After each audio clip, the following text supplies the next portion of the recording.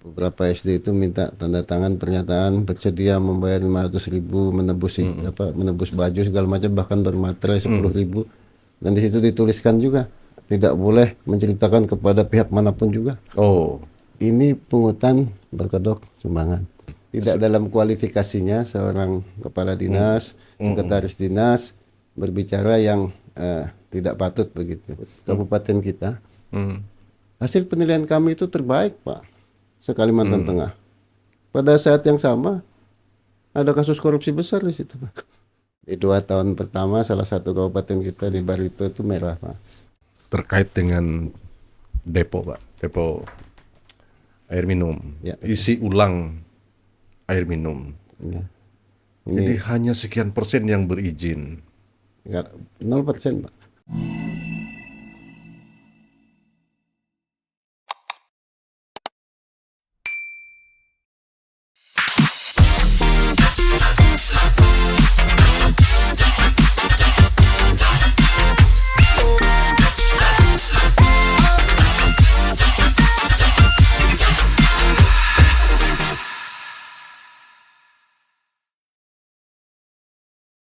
Selamat berjumpa kembali di episode ke-24 Bit of Life. Pada kesempatan kali ini, dan kita akan membahas sesuatu yang sangat dekat dengan kehidupan kita sehari-hari. Barangkali setiap hari kita berurusan dengan yang namanya jalan, listrik, jalan rusak, administrasi kependudukan, atau bahkan berbagai hal lainnya seperti bantuan sosial. Pertanyaan sederhana, apakah pelayanan publik kita sudah berjalan sebagaimana mestinya? Saya membaca laporan kinerja Ombudsman RI Perwakilan Kalimantan Tengah tahun 2025, dan ada beberapa fakta yang menarik untuk kita diskusikan bersama. Dan kebetulan di podcast saya Bit of Life hadir Kepala Ombudsman Republik Indonesia Perwakilan Kalimantan Tengah, Dr. Birum Bernardianto. Susah namanya. Iya. Eshut MSI. Terima kasih Pak Birum Terima kasih. telah hadir di podcast saya, dan lama saya menantikan jadwal ini karena yang pasti dalam pemikiran saya Ombudsman terkadang begitu masih asing ya di masyarakat. Begitu banyak yang belum tahu ya. Pak Birum, barangkali di awal ini kita ingin tahu sebetulnya apa sih Ombudsman, apa tugas pokok dan fungsinya. Ini barangkali untuk masyarakat kita khususnya Kalimantan Tengah untuk lebih mengetahui ya. Karena seperti yang saya katakan di awal, sebagian masyarakat terutama di daerah barangkali belum begitu memahami tentang Ombudsman ya. Silakan, gimana Ya, Pak baik, Birum? terima kasih Pak Agus Junaidi ya. Kami dari Ombudsman sebetulnya apresiasi sekali pada kesempatan ini kita diajak diskusi. Ya, temanya tentunya tentang fungsi kami pengawasan pelayanan publik. Memang kalau kita bicara Ombudsman, beberapa kali kita melakukan kajian itu. Memang di Indonesia sendiri tingkat literasi masyarakat terhadap Ombudsman ini boleh Masih rendah ya. dikatakan sangat rendah sekali. Jadi kalangan-kalangan tertentu yang akrab dengan Ombudsman, bahkan pemberi layanan publik sendiri pun dari hasil survei kami, karena ada pertanyaannya itu menyasar kepada pengelolaan pengaduan, menyasar kepada instansi-instansi pengawas yang berkaitan dengan pengaduan pelayanan publik. Kebanyakan di mereka tidak paham juga begitu, tidak paham juga. Bahkan ada yang kaget barangkali. Ini apa nih yang Ombudsman itu datang? apa? Nah, ini menjadi PR besar kami. Iya, iya. Nah, jadi bisa dibayangkan, dan itu nanti berdampak juga kepada tingkat aksesibilitas masyarakat Kalimantan Tengah terhadap fungsi pengawasan Ombudsman. Bisa saya sampaikan di sini Pak Agus bahwasannya Ombudsman sebetulnya mengadopsi praktek-praktek yang pernah dilakukan, diawali di negara daerah Skandinavia, kalau tidak salah di Swedia dan lain-lain. Nah, itu ada fungsi ombudsman. Kalau kita menyitir itu dulu, ombudsman itu seperti orangnya raja, untuk mengawasi kinerja bawahannya sebetulnya itu. Nah, lalu diadopsilah pada salah di tahun 2002 Presiden Gus Dur itu membentuk Komisi Ombudsman Nasional. Ya. Nah, singkat waktu berubah menjadi Ombudsman RI ketika muncul Undang-Undang 37 tahun 2008 tentang Ombudsman Republik Indonesia. Jadi kalau boleh kami definisikan, Ombudsman itu sebenarnya adalah lembaga negara yang memiliki kewenangan melakukan pengawasan pelayanan publik. Dalam hal ini ruang lingkupnya yang diawasi penyelenggara negara, penyelenggara pemerintahan, badan usaha milik negara, bahkan orang per orang atau kelompok perorangan yang menjalankan pelayanan publik berdasarkan amanah dari negara. Bahkan contohnya perorangan itu seperti apa? Misalnya saja jalan tol di pihak ketiga kan. Nah, itu orang perorangan. Nah, perguruan tinggi swasta yang menjalankan pendidikan tinggi, dosennya mendapat tunjangan sertifikasi dari Menristek-Dikti. Lalu juga ada dana hibah di dalamnya, beasiswa KIP dan lain-lain. Nah, itu sebagian atau seluruhnya biaya APBN atau APBD itu bisa Ombudsman masuk ke dalam pengawasannya. Nah, itu. Ya, secara umum nanti kita bicara Pak Birom ya terkait dengan pengawasan dan penilaian barangkali tentang pelayanan publik di Kalimantan Tengah ya. Barangkali kita melihat sampel lah beberapa kabupaten kota nantinya. Nah, namun satu hal yang saya ingin gali, kata ini sering dipakai sebagai istilah kunci di Ombudsman ya, maladministrasi. Ya, betul. Itu paling sering saya temukan ketika ada temuan Ombudsman. Apa sebetulnya itu? Ya, sebetulnya kalau lebih jelasnya, lebih rigid itu di Undang-Undang 37 2008 ada definisi maladministrasi. Di Undang-Undang Pelayanan Publik pun 25 tahun 2009 ada. Namun secara teori ketika kita belajar administrasi publik, ya maladministrasi itu sebetulnya adalah ya tindakan-tindakan perilaku kita dalam pelayanan publik yang dalam tanda kutip kalau boleh saya singkat itu tidak berkesesuaian dengan regulasi atau yang ditetapkan lah. Bisa penyelewengan, menyalahgunakan kewenangan bisa, melakukan di luar kewenangan juga bisa, pungutan juga bisa, bahkan penundaan berlarut terhadap. Kita kan ada standar pelayanan publik. Nah, kalau kita melakukan di luar standar itu sebetulnya sudah maladministrasi. Bisa jadi maladministrasi. Bahkan tingkat kompetensi pemberi layanan pun itu bisa jadi mal karena berdampak itu. Nanti mungkin ada nanti contoh-contoh kasusnya, artinya tidak kompeten itu menyebabkan pelayanan itu tidak berjalan dengan baik sehingga merugikan seseorang. Nah, itu misalnya seseorang tidak tepat di situ ya. Ya, betul. Ada kasus misalnya Pak Agus yang sederhana saja. Ini terjadi sebelum saya di Ombudsman, mungkin 15 tahun yang lalu. Ketika kita melamar jadi PNS, kita kan diminta legalisir ijazah. Ya. Nah, lalu yang bersangkutan itu mendaftar tuh di kabupaten yang jaraknya begitu jauh dari kota Palangkaraya lah. Harus balik ke sana. Ya, sampai di sana ditolak oleh petugas karena yang melegalisir dekan misalnya. Katanya harus rektor. Kalau nggak rektor, kopertis gitu. Yang bersangkutan harus kembali itu Pak. Kembali ke Palangkaraya, ngurus lagi dengan kami, lalu kami tunjukkan sebagai orang perguruan tinggi. Ini aturan kementerian yang berkaitan dengan pendidikan tinggi. Nah, di situ kan jelas dituliskan yang boleh melegalisir adalah rektor dan atau dekan. Nah, ini ketidakkompetenan seseorang menyebabkan kerugian penerima layanan. Ya, jadi layanan menjadi tidak efektif, tidak efisien dan menimbulkan kerugian material dan imaterial. Iya, pasti karena dia bolak-balik harus ke sana. Bahkan mungkin kalau waktunya tidak cukup mereka tidak bisa daftar. Ya, misalnya batasnya besok misalnya. Iya, betul. Kalau terjadi penolakan padahal itu seharusnya tidak ditolak. Nah, ini menjadi masalah di kita. Dalam pengawasan ada dua hal yang kami lakukan. Yang satu adalah pencegahan, yang satu adalah penyelesaian laporan. Kalau penyelesaian laporan itu bisa terhadap aduan masyarakat atau investigasi atas inisiatif sendiri Ombudsman. ketika tidak ada yang melapor, lalu kejadian yang berpotensi mal itu terus-menerus terjadi, dibicarakan orang dan lain-lain, nah itu kami punya hak untuk melakukan investigasi tanpa menunggu laporan atau aduan masyarakat. Namun ya memang di ombudsman itu menjaga marwahnya itu syaratnya itu begitu berat, Pak. Yang pertama adalah kami harus membuktikan itu sudah jadi pembicaraan masyarakat, entah di grup WA, entah di media online. Lalu yang kedua, keyakinan kami 99,9% itu pasti mal. Ketika saya turun melakukan investigasi, ternyata tidak mal, nah itu kinerja saya itu kualitasnya dipertanyakan.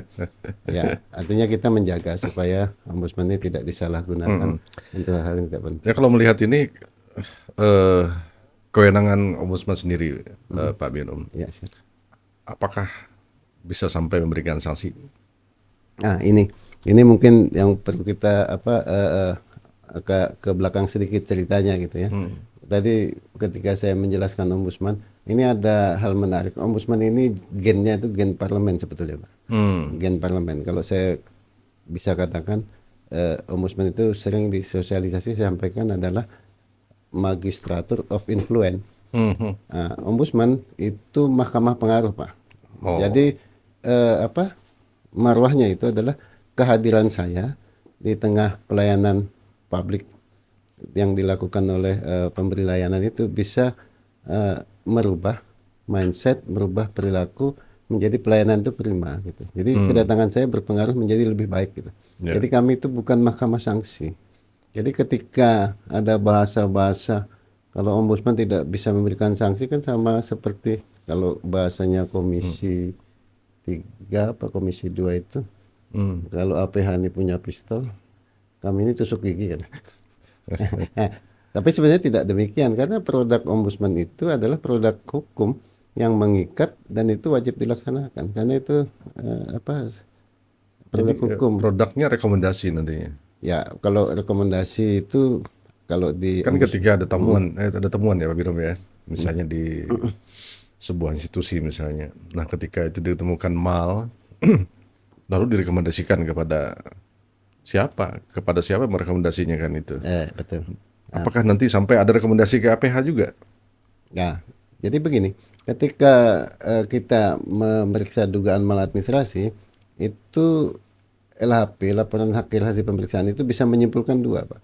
Ditemukan maladministrasi atau tidak ditemukan maladministrasi. Nah, ketika ditemukan maladministrasi, di perwakilan level kita ini adalah membuat saran tindakan korektif yang wajib dilakukan perbaikannya. Misalnya saja ketika ada pelayanan yang terindikasi memungut biaya di luar ketentuan, nah itu hasil kronologinya, hasil pemeriksaan dokumen, para saksi, para pihak yang kita periksa, kita harus menyimpulkan itu mal atau tidak. Ketika mal, nah yang kita berikan saran tindakan korektif itu adalah terhadap pelakunya, atasannya harus memberikan pembinaan. Tentunya disiplin kepegawaian itu jelas, entah teguran lisan atau bahkan yang berat. Nah, itu kita serahkan kepada atasan yang bersangkutan. Nah, lalu kedua, yang mengingat pertanyaan Pak Agus tadi, kalaupun ternyata terindikasi ada pidananya, nah kami punya kewajiban untuk menyalurkannya kepada kepolisian atau kejaksaan. Nah, itu yang jadi kalau dibilang ombudsman harusnya ombudsman punya hak paksa dong, sanksi segala macam. Ya namanya bukan ombudsman lagi. Nah, itu bukan lagi mahkamah pengaruh lagi, itu pasti mahkamah sanksi. Ya, ketika tadi ada rekomendasi untuk korektif, perbaikan dan sebagainya, Pak Binum, itu dipantau nggak dilaksanakan atau tidak? Misalnya nanti, ini harus dilaksanakan, ternyata tidak dilaksanakan. Secara berkala itu dipantau nggak? Itu dilaksanain apa tidak gitu? Kami Pak, ada salah satu kasus yang sudah 2 tahun kami monitor tiap minggu Pak. Oh. Jadi sebetulnya dia berjenjang Pak. Misalnya begini, ketika misalnya di salah satu OPD ada penyimpangan, kita minta kepala dinasnya untuk melakukan pembinaan dan lain-lain dan perbaikan tentunya. Bahkan kalau ada pelayanan yang tidak diberikan harus diberikan, lalu terhadap pelakunya diberikan pembinaan. Itu kalau tidak dilakukan, ya yang bertanggung jawab atasannya lagi, Pak. Tentunya kalau di provinsi ya Pak Gubernur lah. Ya, Sampai berjenjang sampai ke kementerian, bahwasanya, dan ketika tidak dilakukan saran tindakan koreksi atau rekomendasi, itu Kementerian Dalam Negeri itu bisa menskorsing kepala daerah. Nah itu saya tertarik tadi Pak Birom yang terkait dengan fungsi melakukan hal-hal yang preventif. Seperti apa contohnya kalau preventif itu? ya. Jadi begini Pak, di pencegahan kami itu kerjanya adalah yang pertama tentunya kalau bicara pencegahan itu pasti ada bahasa-bahasa sosialisasi, edukasi, bahkan pendampingan kepada OPD atau pemberi layanan terkait standar pelayanan, SOP, lalu bagaimana pelayanan yang baik itu kami sangat terbuka dan sangat bersedia untuk bekerja sama dengan para pemberi layanan itu. Dan mungkin ada yang unik juga di pencegahan, kita melakukan kajian, Pak. Kajian, kami boleh melakukan kajian kebijakan, misalnya setingkat perda. Kalau saya ini kan batasnya provinsi ke bawah, setingkat perda. Ketika perda itu diterbitkan punya potensi, ketika nanti implementasi akan punya potensi mal. Hasil kajian kami berkata begitu. Nah, kami akan mengkaji dan memberi saran tindakan korektif masukan kepada pengambil kebijakan. Jadi tadi itu termasuk preventif ya? Ya, preventif seperti itu. Termasuk juga kajian-kajian yang mungkin pernah kami lakukan itu, kajian tentang pengadaan baju seragam, kajian-kajian tentang penyelesaian aduan pertanahan di kantor-kantor pertanahan kabupaten kota yang kami tenggarai. Antar kantor itu perlakuannya berbeda. Harusnya kan seragam. Itu pernah kami kaji dan itu sudah ditindaklanjuti oleh Kanwil BPN, sehingga ada petunjuk dari Kanwil agar mengacu kepada peraturan Menteri ATR BPN. Nah, semacam itulah. Jadi mereka nih Pak, intinya di sekolah ini yang perlu dapat fokus perhatian ini adalah komite. Bahasanya itu dapat menerima sumbangan dari orang tua, bukan komite harus minta sumbangan dari orang tua. Dapat, lalu komite selalu bermoduskan kesepakatan orang tua. Kalau definisi sumbangan kan tidak ada kesepakatan jumlah, tidak ada kesepakatan waktu. Itu pungutan.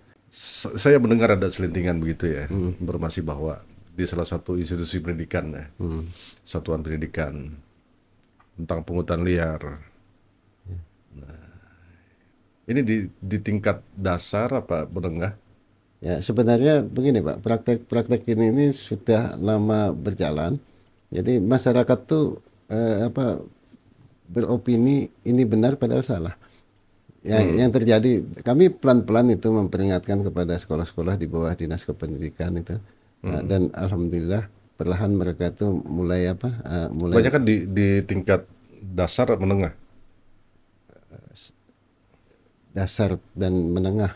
Dasar menengah. Dasar dan menengah. Jadi praktek yang pernah kami terima misalnya ketika seseorang itu diterima menjadi siswa, dia tidak boleh dikaitkan dengan finansial apapun, tidak boleh dikaitkan dengan sumbangan apapun. Ini itu sifatnya gratis. Tapi masih ada praktek beberapa SD itu minta tanda tangan pernyataan bersedia membayar 500.000 menebus baju segala macam, bahkan bermaterai 10.000. Dan di situ dituliskan juga tidak boleh menceritakan kepada pihak manapun juga. Oh, kan parah itu Pak. Nah, lalu yang temuan itu di SD SMP Pak ya? Di SD itu Pak. SD ya? Dan itu kami periksa, itu kasus 23. SD. SD negeri Pak. Kalau Palangkaraya berarti kabupaten? Palangkaraya Pak. Palangkaraya. Dan itu sudah ditindaklanjuti dulu. Sumbangan berkedok. Pungutan berkedok. Pungutan berkedok. Sumbangan. Ya kan kalau istilah KKBI ya, Kamus Besar Bahasa Indonesia kan jelas. Sumbangan itu sukarela Pak. Iya, tidak ada nilainya. Jadi orang tidak ada angkanya. Ya, jangan juga diarahkan untuk menyumbang juga, jangan. Ya, ini kan berkaitan, kami juga dukung nih Pak ya, kayak pungutan-pungutan semacam ini dan lain-lain. SPMB, utamanya ini sedang SPMB kan. Iya. Kemarin kita juga pendampingan ke Dinas Pendidikan Sekalteng bersama BPMP. kami berharap sekali bahwasanya sekolah saya tuh berkesimpulan gini Pak, sekolah SD, SMP, SMA itu sebetulnya gratis lah. BPP pun kalau tidak mampu tuh tidak bayar tidak apa-apa kok. Suruh bikin surat miskin kah dan lain-lain ya. Walaupun tanda kutip itu masih debatable. Ya. Nah, jadi gratis. Jadi jangan dipersulit lagi. Masyarakat yang penghasilannya 15.000 sehari dimintai nilai 800.000 ini keterlaluan. Jadi ini ada praktek di sekolah negeri ya. Nah, saya tidak bilang di bawah kementerian apa, tapi sekolah negeri Pak. Setelah kami periksa, tahapan permohonan sumbangan sekolah ke komite sudah menyalahi regulasi yang dilakukan, tidak taat aturan juga. Lalu duplikasi penggunaan dana alokasi dana BOS dengan yang permintaan sumbangan itu sama. Nah, kan indikasi nih Pak. Itu di SD juga Pak? Tidak, kalau ini di kelasnya sudah menengah ini. Menengah. Ya, tapi itu adalah kasusnya yang baru kita selesaikan itu di sekolah negeri juga. Ya, nah, jadi kami akhirnya ada orang tua yang melaporkan, kita periksa. Dari sisi aturan salah, pengajuannya salah. Lalu mereka pun tidak paham sama aturan kementeriannya sendiri, kan aneh Pak. Nah ini setelah kita kaji, ternyata kesimpulannya adalah ini pungutan berkedok sumbangan. Nah, sehingga rekomendasi kami adalah itu harus dibatalkan. Konsekuensi membatalkan berarti Mengembalikan. Dan sudah tindak lanjut Pak? Sudah Pak. Bagaimana pengembalian dengan orang tua kan? Kalau orang tua tidak terlibat tentunya menjadi kasus hukum Pak. Nah lalu kami punya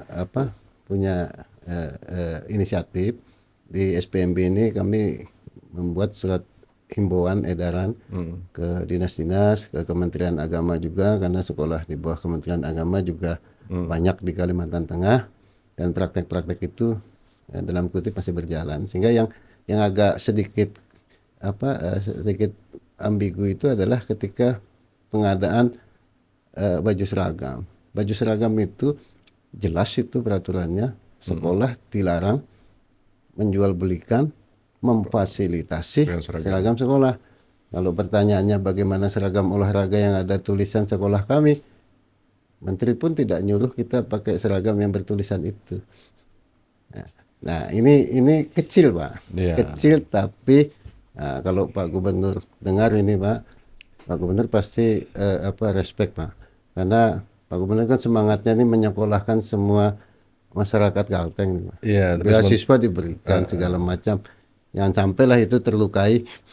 Ya sementara ini kan beliau ya masih fokus di ini ya, yang di bawah kewenangan provinsi aman. SMA, Insya Allah aman. SMA, SMK. Saya malah berharap ya mudah-mudahan ke depannya BPP dihapuskan diganti dengan bos daerah.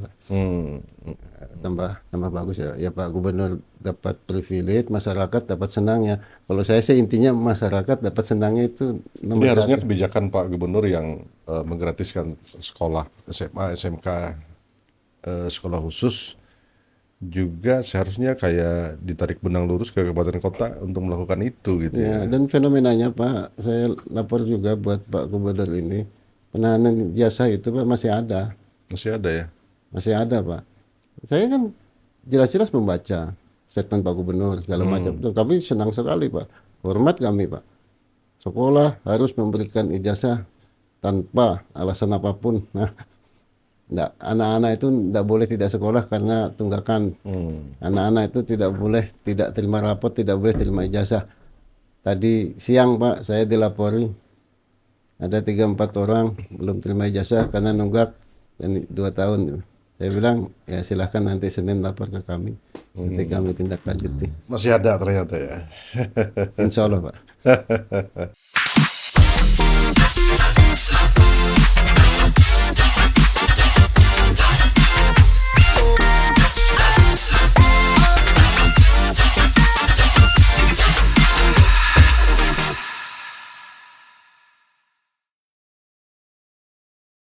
Baik, Pak Birum, secara umum di Kalimantan Tengah itu yang hal-hal yang sering muncul temuan itu misalnya sektor energi, jalan, infrastruktur dan sebagainya itu yang banyak ya.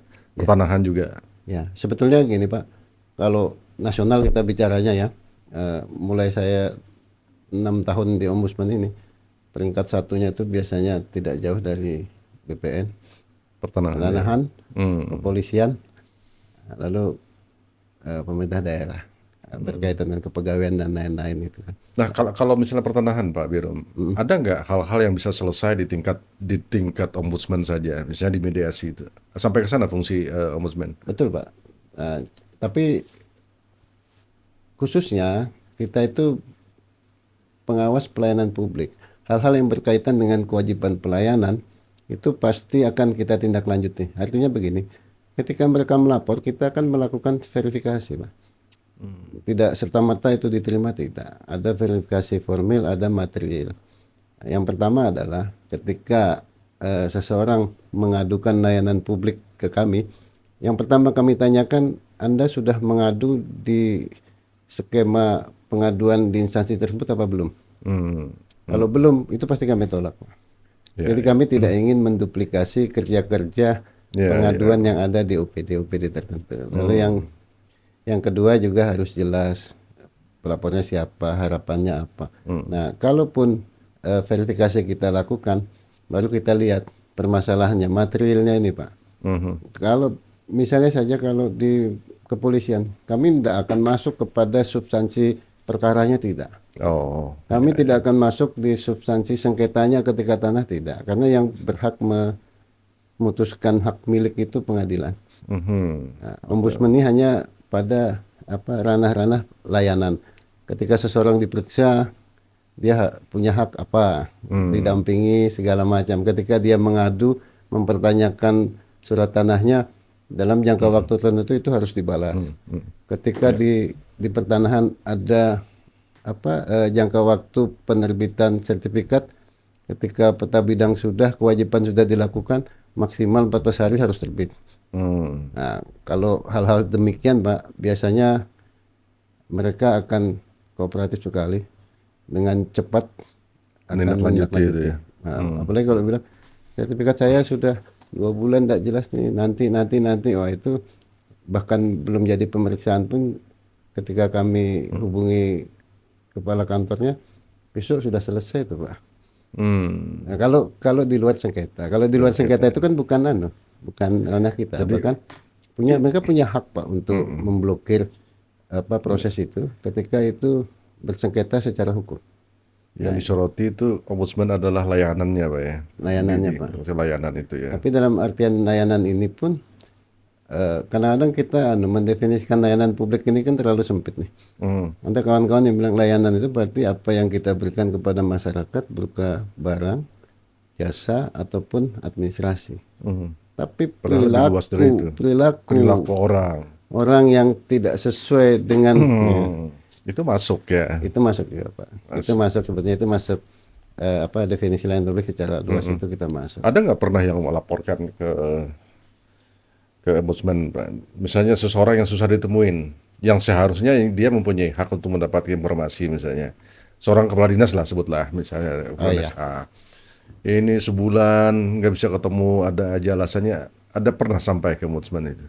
Ya, bahasa laporan mereka itu adalah tidak diberikan jawaban atas pertanyaan yang mereka sampaikan Pak.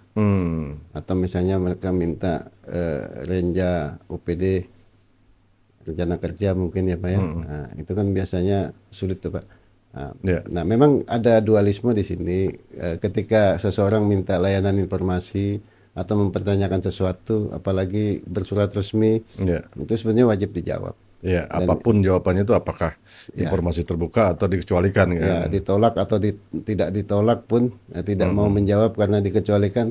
Nah, memang dualismenya kami dengan Komisi Informasi gitu. Jadi kebanyakan di kami itu sebetulnya ombudsman berhak gitu Pak. Tapi kelemahan ombudsman adalah ketika OPD menjawab ini dikecualikan, itu kan harus sidang sengketa, uji publik. Betul dikecualikan atau tidak. Tapi kalau ombudsman lebih kepada ya Anda ketika dimintai pertanyaan harus menjawab. Jawabannya setuju tidak setuju, tapi itu harus ada jawabannya. Ya, dan biasanya kami koordinasi dengan KI. Hal-hal demikian saya lebih banyak memberikan ke Komisi Informasi kalau berkaitan informasi. Tapi kalau yang misalnya saja kepegawaian itu susah ditemui segala macam, Tapi kawan-kawan ini jarang Pak melaporkan susah ditemui itu. Hampir bahkan tidak pernah saya dilapor itu. Yang dilaporkan itu adalah ya LSM, Heeh. kelompok masyarakat atau individu bersurat, nah tidak Mm-mm. dapat tanggapan. Nah itu memang Memang ada ada. kewajiban di standar pelayanan publik kita itu. Semuanya harus ada jangka waktu yang jelas. Ya, karena jelas Ya. kan. Ada nggak kabupaten yang memang sangat acuh? Artinya ketika kehadiran ombudsman di daerah, wah udah apa namanya seadanya lah. Kalau dari unsur kepala daerahnya sih tidak, tapi dari unsur penyelenggara OPD segala macam, ya Bapak bisa lihat dari gambaran statistik itu.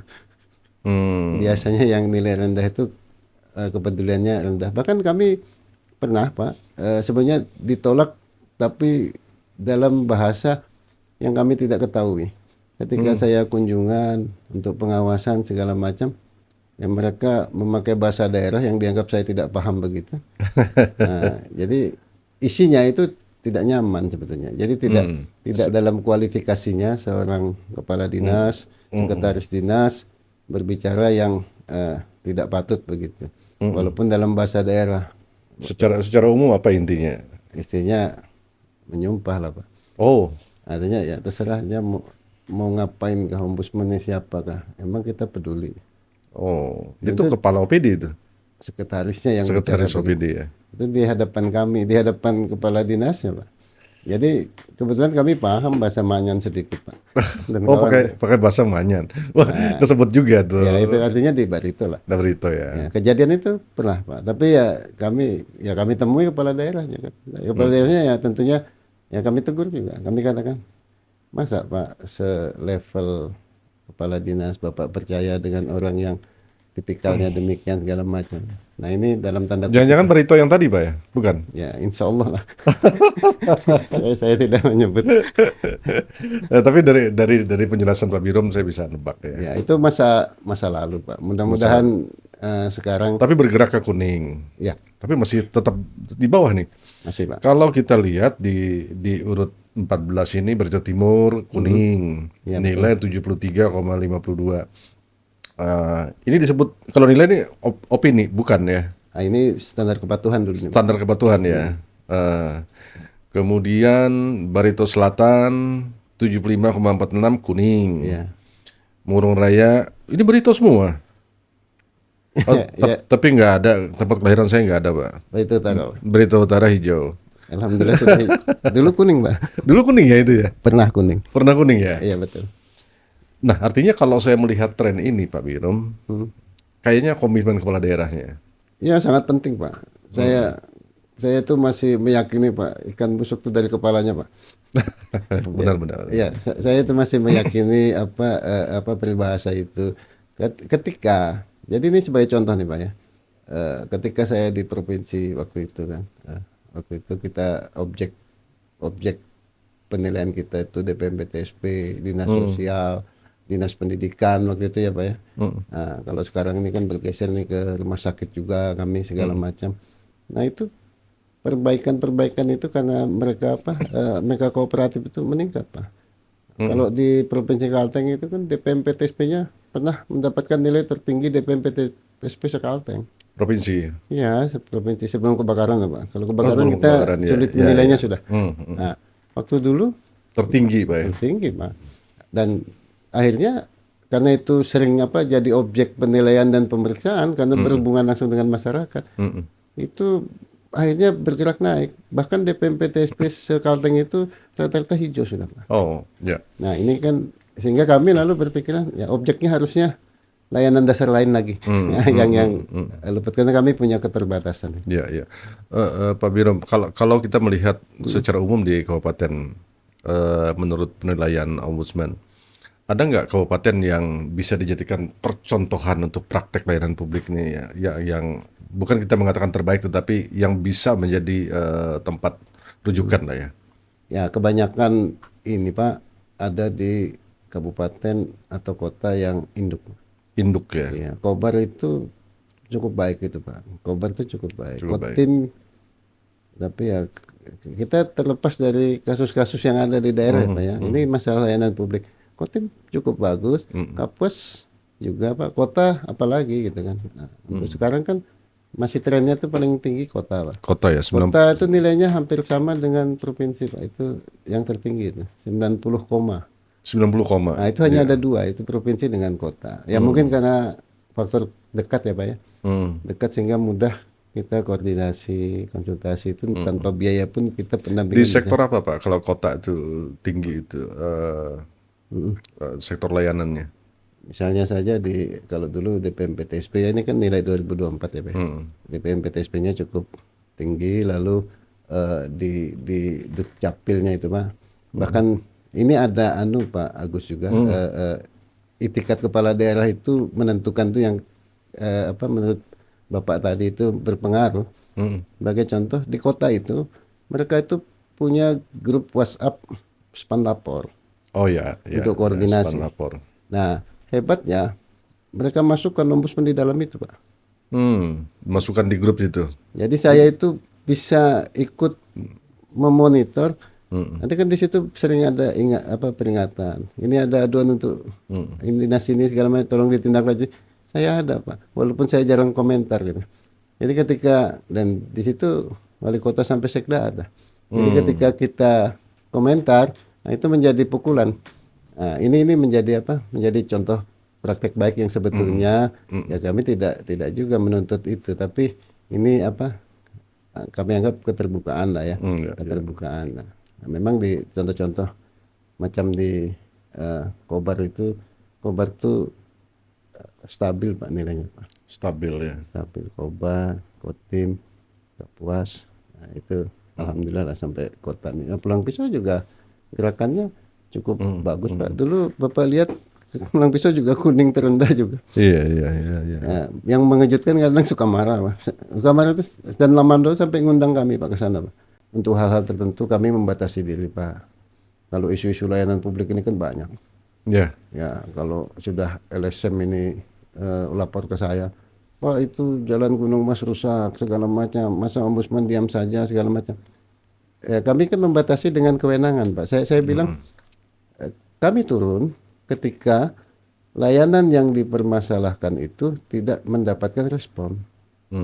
Ya, ketika urusan jalan itu gubernur sudah hadir, bupatinya hadir, Turun ke lapangan dan sebagainya. ya vertikal dari yang ngurusi jalan dari instansi pusat itu hadir. Artinya jalan gitu Ya, kan. saya kan tidak perlu panggung Pak. Saya bilang, ya apa yang kalian keluhkan, dong itu ditangani. Nah, kalau kami ini kan sisi malnya Pak. Ketika itu sudah macet gitu Pak ya. Misalnya tidak ada respon, tidak ada tanggapan. Nah, itu baru Iya, ombudsman praktek-praktek bersuara. layanan publik itu tidak dipedulikan oleh pemberi layanan, ya kami pasti hadir Pak. Yang melenceng dari SOP dan Iya, sebagainya. sama dengan kejadian kepolisian yang ini ada yang tembak mati, lalu di lembaga pemasyarakatan itu ada kasus narkoba segala macam. Saya koordinasi dengan Pak Kakanwil. Lalu Pak Kanwil saya tanya, gimana kasusnya? Oh Pak, sudah inspektorat sudah turun, yang bersangkutan sudah diskorsing, bahkan diberhentikan 2 orang, dimutasi segala macam.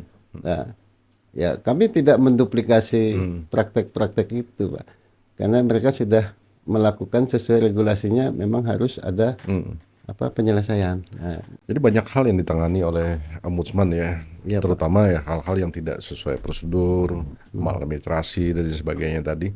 Saya tertarik dengan satu temuan, ini sampel saja sih, tapi terkait dengan depo Pak, depo air minum, Ya. isi ulang air minum. Ya. Jadi hanya sekian persen yang berizin. 0% Pak. Nah, 0% yang berizin. Iya, jadi begini. Itu di Kota Palangkaraya. Betul, kami kan punya target melakukan kajian. Ketika efisiensi ya kita pilih sampelnya kota lah yang paling. Nah, salah satunya itu adalah fenomena maraknya depo air minum isi ulang. Nah, setelah kami pelajari regulasinya gitu, tentunya depo air minum isi ulang itu kan selain memiliki nomor induk berusaha, NIB itu. iya juga kan mereka terikat juga untuk alat-alatnya itu di dinas perindustrian segala macam. Ini alatnya ini standar apa enggak segala macam, termasuk di dinas kesehatan kan. menguji baku mutu airnya, kualitas segala macam. Jadi hasil survei awal kami itu menunjukkan dari hampir 400-an itu tidak satu pun Yang berizin. yang berizin lengkap. Apalagi melengkapi sertifikat standar, sertifikat layak Ya. higienis gitu ya. Bahkan ketika itu hanya 13 rasanya yang punya NIB, Pak. Jadi alasannya klasik, Pak. Mereka itu mengatakan keluar biaya mahal, padahal uji di Dinas Kesehatan cuma totalnya 1,5 juta saja. Nah, lalu kita lakukanlah kajian, lalu kita hadirkan, kita bikin FGD juga, Pak, dengan Asosiasi Pengusaha Depo Air Semelang, menghadirkan DPMPTSP, Dinas Kesehatan, Perindustrian, bahkan Ibu PJ Wali Kota, Ibu Sekda dulu ya, Pak. Nah, itu kita hadirkan, kita ngobrol segala macam dan mereka respect. Akhirnya saya minta gitu kan, hasil rekomendasi kami di kajian ini agar pemerintah itu bisa menjamin, memberikan layanan, menjamin bahwasanya produk-produk air minum yang diperjualbelikan ini higienis, terjamin higienisnya. Tapi dari hasil temuan ini ditindaklanjuti kayaknya Pak ya. Ditindaklanjuti, Pak. Memang kita ya syukur-syukur menjadi sebuah peraturan wali kota kan. Nah, tapi setidaknya dari rekomendasi kami di akhir itu bisa dibaca itu, salah satunya itu mereka melakukan inventarisasi turun ke lapangan. Mereka melakukan semacam pelatihan, workshop untuk perizinan dan lain-lain itu. Jadi dilakukan, dan itu Ombudsman tidak akan menutup hasil kajian ini sebelum bukti fisik tindakan perbaikan itu dilakukan. Nah, jadi sampai kajian ini keluar saat itu, berarti ada berapa ratus Pak di depo di Palangkaraya itu? Rasanya itu 380-an lebih. 380 lebih tidak berizin, Tidak lengkap izinnya. tidak lengkap izinnya, kemudian tidak ada sertifikat layak higienisnya. Tidak ada. Artinya yang diminum masyarakat tuh kasihan ya. Nah, Artinya, ini ya mudah-mudahan ini tidak menjadi tidak menjadi kepanikan ya, Pak ya. Tapi intinya kita menggambarkan cuma kajian ini kan dilakukan di tahun 2024 ya, Pak ya. 2024. Nah, 2024, lalu di 2025 itu sudah mulai ada Tindak tindakan lanjut, koreksi yang dilakukan oleh pemerintah kota. Ke belakangan ini kami tidak monitor lagi sudah berapa yang sudah berizin segala macam itu. Tapi nanti pasti ada laporan itu ya. Dipantau lagi ya. Kalau ini mencuat lagi, Ya karena hal-hal kayak gini kan masyarakat kita tidak tahu. Betul. Bahwa apa yang mereka minum ternyata. Oke, dia nggak peduli masalah higien. Tapi kan masalah layaknya itu, sehatnya itu, Pak. ya betul sekali, Pak. Kebanyakan orang mau murah, Betul. ternyata tidak higienis, tidak sertifikat. Ya kalau artinya standar higienisnya itu meragukan karena tidak ada hasil kajian dari Dinas Kesehatan kan. Ya, jadi sekali lagi ini bukan kita ingin membuat kepanikan masyarakat ya terhadap kajian temuan dari Ombudsman Perwakilan Kalimantan Tengah, tapi faktanya di lapangan seperti itu, bahwa sekian ratus depo pengisian ulang ternyata tidak lengkap izinnya, kemudian juga sertifikat higienisnya tidak ada. Nah, jadi bukan ke sana maksud kami untuk membuat masyarakat panik, tapi alhamdulillah kata Pak Birum tadi sudah banyak yang dilakukan, ada FGD dan sebagainya, sekarang sudah ditindaklanjuti oleh Saya malah berharap ini jadi contoh untuk kewaspadaan di kabupaten lain yang di luar objek penelitian ini. Ya. Ini Palangkaraya begini, jangan di daerah juga. Palangkaraya kan Pak, sentral pemerintahan. Kami itu berharap sekali kolaboratif dengan pemerintah daerah. Jujur, kami tidak menerima hibah operasional dari Pemda. Bukan tidak mau, tapi kami menjaga marwah independensi. Sehingga kami tidak pernah mengajukan itu. Bahkan pinjam pakai kendaraan pun tidak kita Nanti lakukan. ada anggapan, wah pantas saja Pemprov ini hijau terus gitu ya. Dapat hibah gitu kan. Ya. Kalau saya boleh bilang, insya Allah penilaian itu bersih, Pak. Objektif. Kalau Pemprov, tapi ada loh teman Pak Birum yang untuk nakutin orang. ini Teman lama itu. itu tergantung Iya. pribadi masing-masing. Jadi dia dapat telahan, Iya. dapat temuan, lalu Ya. ya apa namanya ya, hantu-hantuin instansi yang dia telaah. Memang di anu Pak, di administrasi publik tuh kan, di pelayanan itu resiko-resiko begitu itu pasti ada Pak. Nah, Tapi Pak Birum tahu itu ya, pernah ada itu, pernah ya kita kan hanya dengar cerita ya, itu. mendengung lah semacam itu kan, tapi tidak mendalami saya ya. Tapi intinya bahwasanya kami ini menempatkan diri, saya selalu berpesan pada kawan-kawan kita, artinya kita itu dihargai orang itu bukan karena tampilan kita, saya bilang. Bukan karena status kita, kekayaan kita, tapi konsistensi, saya bilang gitu kan. Saya enggak bilang kami ini integritas, tidak. Saya bukan sempurna juga, tapi setidaknya itu kan, setidaknya kita ini profesional lah dalam bekerja. Jadi kami itu Pak menjaga betul hubungan baik dengan pemerintah provinsi, pemerintah daerah kabupaten kota, instansi-instansi vertikal yang di bawah pengawasan kami juga. Hubungan baik itu kami jaga. Ya, Saya bahkan begitu akrabnya dengan mereka, tapi ketika ada aduan, ya kita profesional. Saya bilang ya silahkan diperbaiki. Kita bahas saja perbaikan. Artinya teman baik bukan berarti bisa kasih nilai hijau. Ya tetap kuning keluarnya kan. Artinya ombudsman apa namanya? Saya akrab dengan objektif. Pak Jaya Mondong Pak, 3 tahun mereka kuning Pak. Kuning ya. Kuning Pak. Artinya saya kenal lama lah, jauh sebelum itu. Artinya enggak juga Pak. Yang kami ini ada Pak keunikan di struktur kami itu kan. Di kami itu dukungan manajemennya PNS. Oh. Lalu orang yang berhak melakukan pemeriksaan itu ada jabatan khusus namanya asisten. Asisten. Nah, dia tidak berdasarkan undang-undang ASN tapi undang-undang 37.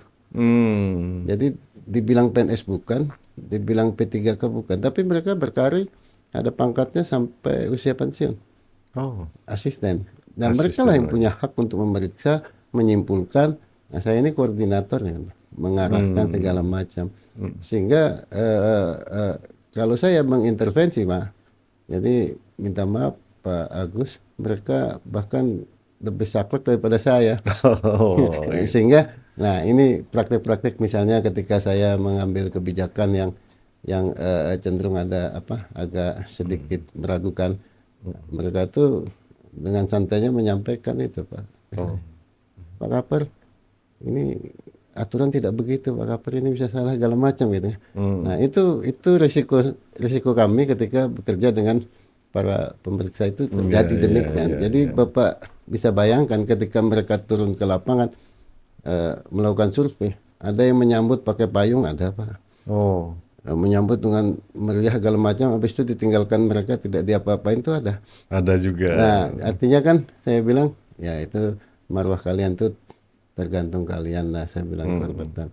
Nah, kenapa sekarang saya begitu baiknya berhubungan dengan pemerintah provinsi, dengan pemerintah daerah segala macam, ya karena saya tidak pernah dalam tanda kutip itu tidak pernah menggunakan itu untuk privilege aneh-aneh lah ya. Aneh-aneh privilege pribadi lah. Kita profesional saja. Itu tergambar Pak di evaluasi Kepala Perwakilan jilid kedua saya. Ada namanya survei 360 derajat. 360. Jadi pusat itu tidak menyampaikan ke saya, dia hubungi kepala dinas, dia hubungi PJ Bupati, dia hubungi Sekda. Dia tanyakan sepak terjang saya itu. Dan ketika dikonfirmasi wawancara, mereka tuh kaget. Masa iya Pak Birum? Ombudsman tuh berpengaruh seperti itu di Kalimantan Tengah. Artinya respeknya kepala daerah OPD itu begitu bagusnya di Kalimantan Tengah. Saya bilang yang nilai kan Anda, bukan saya. Bukan saya ngomong, saya bilang gitu. Nah ini gambaran Pak. Mudah-mudahan kami ini tetap terjaga marwah. Iya. Dan semangat kami dalam pengawasan pelayanan publik ini persuasif. Iya. Tentunya yuk kita sama-sama perbaiki. Saya tidak tertarik untuk mempublikasikan mengganggu kredibilitas OPD pemberi layanan, tidak. Jadi ketika kawan-kawan kooperatif untuk menuju kebaikan, ya kita Dorong. dorong. Nah, makanya Pak Agus hampir tidak pernah membaca di media publikasi hasil pemeriksaan Ombudsman RI. Hmm.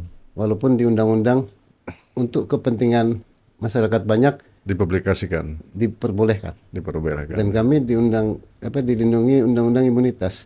Ketika saya melakukan tugas saya sebagai kepala perwakilan, saya tidak bisa diperiksa, tidak bisa disidang, tidak bisa ditangkap karena ada pasal 10 di Undang-Undang 37 yang artinya kerja ombudsman itu tidak bisa dilakukan pemeriksaan. Nah, ini kan mengamankan kita. Tapi insya Allah kami, yang penting adalah mudah-mudahan masyarakat Kalteng ini bisa menikmati layanan publik lebih baik. Lebih baik lagi. Oke, Pak Birom, 1 jam 60 menit ternyata kita siap. ngobrol. Ya. Barangkali di akhir Pak Birom ada call center enggak sekalian deh untuk masyarakat Siap. untuk kadang laporan. Ya, baik, kami menghimbau kepada masyarakat kalau mendapatkan indikasi layanan publik yang dirasa tidak sesuai, tidak sepatutnya segala macam, bisa menghubungi kami di Ombudsman RI di kantor, atau kami punya nomor WA yang bisa dihubungi, nomornya 0811 149 3737. Nah, di sini masyarakat bisa hanya konsultasi pun kita layani. Kalau nanti meningkat jadi laporan pun akan kita tanggapi juga. Ini 24 jam, Pak. Tidak, Pak. Jam Kebetulan kerja ya? Jam kerja. Jam kerja. Dan walaupun posisinya jauh tidak bisa datang, ya lewat PDF, lewat WA, lewat foto pun kami akan insya Allah kami tanggapi. Oke. Baik Pak Birom, terima kasih kehadirannya luar biasa, pengabdiannya luar biasa. Amin. Mudah-mudahan selalu amanah Pak Birom ya. Ya, insya Allah. Ya, Terima dalam kasih. melaksanakan Kami juga terima tugas-tugasnya. kasih nih sama Pak Agus diundang. Kami sangat sangat apresiasi nih Pak. Karena di sisi keterbatasan sumber daya kami untuk melakukan sosialisasi, Pak Agus sudah membantu kami. Mudah-mudahan ini menambah literasi untuk masyarakat Pak Birom Ya, ya. amin. Terima kasih. Tadi diingatkan Pak Birom kalau ada hal-hal bisa langsung datang ke kantor atau menghubungi 0811 Ya. 149 3737. Jangan takut ya, masyarakat kalau ada hal yang kurang tidak pas rasanya ya sampaikan saja. Kalau tidak kalau produk layanannya tidak harus atas nama, itu bisa kita jamin kerahasiaannya menurut undang-undang. Oke. Bisa. Oke. Baik, sekali lagi terima kasih Pak Birom, Kepala Ombudsman RI Perwakilan Kalimantan Tengah. Mudah-mudahan selalu bersemangat dalam melaksanakan tugasnya. Amin. Di tengah efisiensi yang luar biasa, Ya. keterbatasan SDM juga yang luar biasa sehingga bisa membuat atau melakukan pengawasan yang baik untuk perbaikan pelayanan kita di Kalimantan Tengah. Bahkan tadi Pak Birom mengatakan jangan ragu juga kalau minta pendampingan kabupaten kota kan. Siap. Yang tentu saja ini tergantung berpengaruh sekali kepala daerahnya. Apakah respect sekali, punya respon yang baik ya terhadap pelayanan. Nah, contohnya salah satu tadi kabupaten minta pendampingan untuk itu, dan itu sangat baik sekali. Sekali lagi Pak Birom terima kasih Sama-sama, Pak. atas waktunya di kehadiran Bit of Life pada kesempatan kali ini. Dan semoga ini menjadi salah satu literasi untuk masyarakat kita tentang apa sih ombudsman gitu ya.